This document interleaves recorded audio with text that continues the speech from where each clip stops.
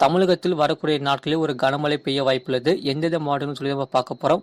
வானிலையை முழுமையாக கேளுங்க. மறக்காம நம்ம சேனலை சப்ஸ்கிரைப் பண்ணிக்கோங்க. மற்றொரு திரைப்படத்தை ஷேர் பண்ணுங்க. தென்கிழக்கு வங்கக்கடல் மற்றும் அதனை ஒட்டிய பகுதிகளில் நிலவிய காற்றழுத்த தாழ்வு பகுதி இன்றும் அதே பகுதிகளில் நிலவுகிறது. இது மேற்கு வடமேற்கு திசையில் நகர்ந்து காற்றழுத்த தாழ்வு மண்டலமாக தெற்கு வங்கக்கடல் பகுதிகளில் அடுத்த 42 மணி நேரத்திற்கு வலும் பெறக்கூடும்.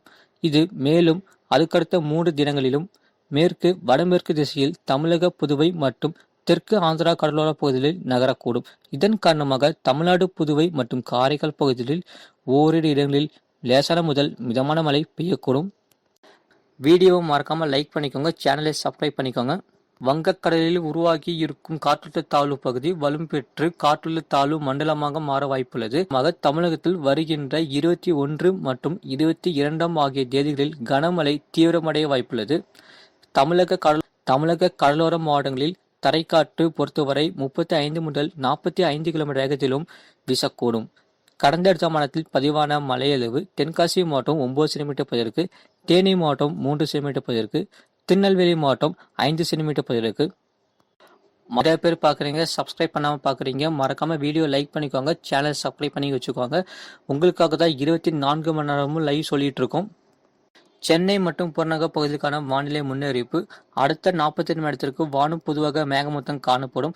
காலை நேரங்களில் ஒரு சில இடங்களில் லேசான பனிமூட்டம் காணப்படும். நகரின் ஒரு சில பகுதிகளில் லேசான முதல் மிதமான மழை பெய்யக்கூடும். அதிகபட்ச வெப்பநிலை 30 முதல் 31 டிகிரி செல்சியஸ் மற்றும் குறைந்தபட்ச வெப்பநிலை 21 முதல் 22 டிகிரி செல்சியஸ் அளவிருக்கக்கூடும்.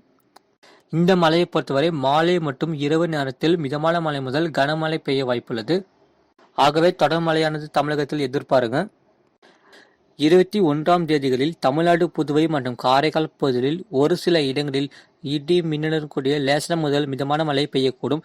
கனமழை பெய்யக்கூடிய மாவட்டங்கள் வேலூர், திருப்பத்தூர், திருவண்ணாமலை மற்றும் விழுப்புரம் மாவட்டங்களில் ஓரிரு இடங்களில் கன முதல் மிக கனமழையும், திருநெல்வேலி, சென்னை, ராணிப்பேட்டை, காஞ்சிபுரம், செங்கல்பட்டு, கள்ளக்குறிச்சி, கடலூர், அரியலூர், பெரம்பலூர், மயிலாடுதுறை, நாகப்பட்டினம், திருவாரூர், தஞ்சாவூர் மாவட்டங்கள் மற்றும் புதுச்சேரி, காரைக்கால் பகுதிகளில் ஓரிரு இடங்களில் கனமழை பெய்ய வாய்ப்புள்ளது.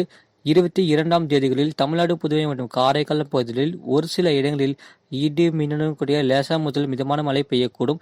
கன முதல் மிக கனமழையான பெய்யக்கூடிய மாவட்டங்கள் திருவள்ளூர், காஞ்சிபுரம், ராணிப்பேட்டை மற்றும் வேலூர் மாவட்டங்களில் ஓரிரு இடங்களில் கன முதல் மிக கனமழையும், சென்னை, செங்கல்பட்டு, விழுப்புரம், கடலூர், மயிலாடுதுறை, அரியலூர், பெரம்பலூர், திருச்சிராப்பள்ளி, நாமக்கல், சேலம், கள்ளக்குறிச்சி, தருமபுரி, கிருஷ்ணகிரி, திருப்பத்தூர், திருவண்ணாமலை மாவட்டங்கள் மற்றும் புதுச்சேரி பகுதிகளில் ஓரிரு இடங்களில் கனமழை பெய்ய வாய்ப்புள்ளது.